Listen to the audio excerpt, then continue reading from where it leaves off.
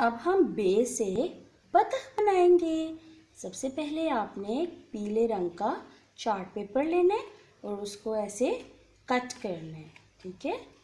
और फिर आपने अपने ही हैंड को इस तरह ट्रेस कर लें और इसका वैसे कट कर लें।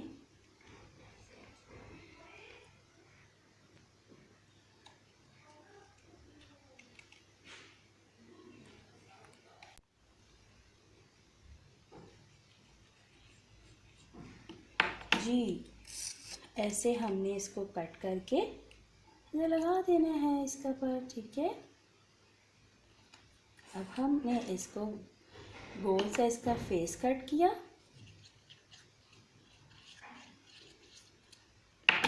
और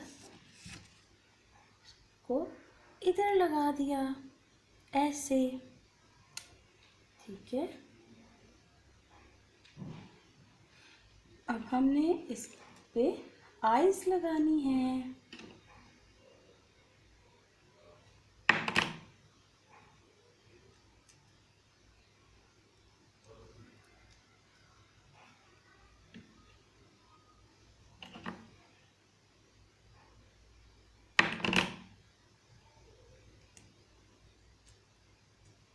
और फिर इसका मुंह लगाना है।